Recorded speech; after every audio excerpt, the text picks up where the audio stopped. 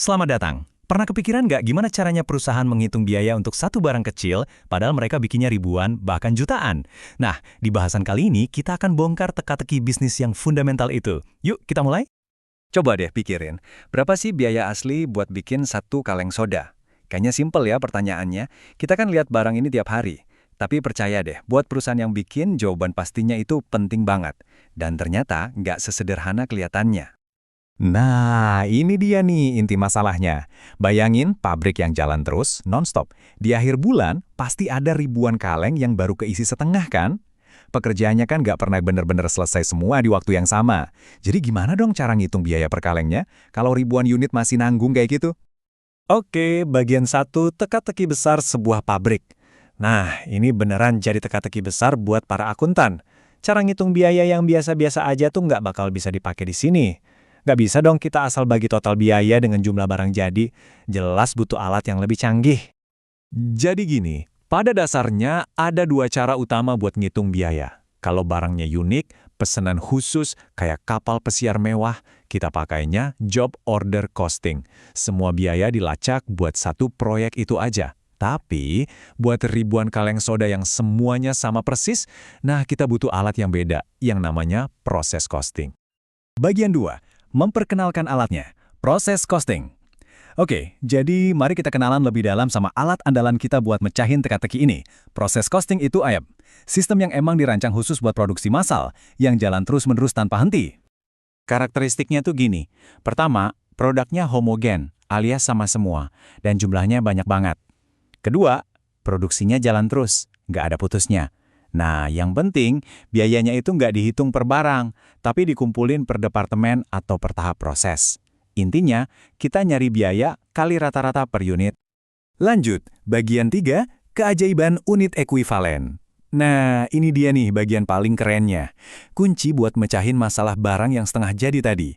Ada satu konsep jenius yang namanya unit ekuivalen. Biar gampang, kita pakai contoh ya. Anggap aja dalam sebulan, satu pabrik berhasil nyelesain 1000 unit. Tapi, di saat yang sama ada 600 unit lagi yang masih nyangkut di tengah proses. Kira-kira baru 50% selesai. Pertanyaannya sekarang, jadi berapa unit sih yang sebenarnya diproduksi pabrik itu? Apakah 1000? Kalau gitu, kita nggak ngitung kerja keras yang udah dikeluarin buat 600 unit lainnya dong. Atau 1600. Ya nggak bisa juga kan, belum selesai semua. Jadi gimana dong? Dan inilah solusinya, unit ekuivalen. Ini adalah cara cerdas buat ngukur output. Idenya adalah mengubah unit-unit yang belum kelar itu menjadi sebuah angka yang setara atau ekuivalen dengan unit yang sudah jadi. Analoginya bang banget. Bayangin deh, 2 gelas air yang masing-masing keisi setengah itu kan ekuivalen dengan 1 gelas yang penuh. Sama persis, 2 unit yang baru 50% selesai, ya kita anggap setara dengan 1 unit yang sudah 100% selesai. Jadi yang kita hitung itu total upaya atau pekerjaan yang sudah selesai, bukan cuma jumlah barangnya. Kalau gitu, balik ke contoh kita tadi, jawabannya adalah 1300 unit ekuivalen. Caranya, ya kita ambil 1000 unit yang udah jadi, terus kita tambah dengan nilai setara dari yang belum jadi. Tadi kan ada 600 unit yang 50% selesai, berarti itu setara dengan 300 unit jadi. Jadi 1000 tambah 300, hasilnya 1300. Nah, sekarang kita punya angka yang pas buat jadi pembagi biayanya. Bagian 4, melaporkan aliran produksi.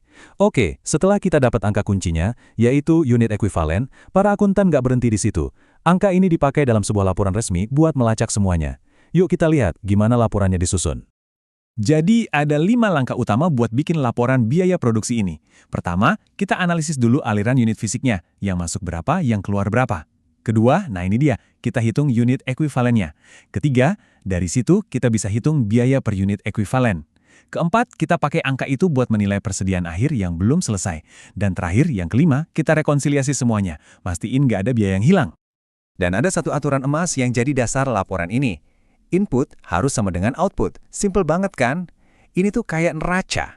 Semua unit dan biaya yang kita masukkan ke dalam proses produksi harus bisa dipertanggungjawabkan di bagian keluaran. Entah itu sebagai barang jadi yang ditransfer keluar atau sebagai barang yang masih di persediaan akhir. Semuanya harus seimbang. Nggak boleh ada yang kurang, nggak boleh ada yang lebih.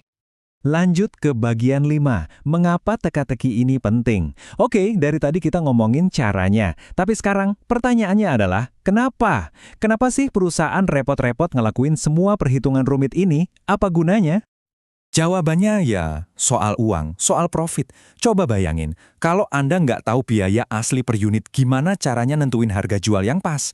Gimana bisa tahu proses produksi Anda makin efisien atau malah makin boros dari bulan ke bulan? Informasi ini tuh vital banget buat ngambil keputusan bisnis yang pintar. Pada akhirnya, semuanya itu mengerucut ke satu formula ini. Seluruh proses yang kelihatannya ribet tadi, tujuannya cuma satu, mendapatkan angka kunci, yaitu biaya per unit ekuivalen. Angka inilah yang jadi fondasi buat banyak banget keputusan strategis perusahaan. Jadi, lain kali Anda lihat atau pegang produk sehari-hari yang sederhana, entah itu sekaleng soda, sebungkus keripik, atau sebotol air mineral, mungkin Anda bakal bertanya-tanya soal perhitungan rumit yang tersembunyi di baliknya kan? Sebuah teka-teki yang sekarang kita tahu cara memecahkannya.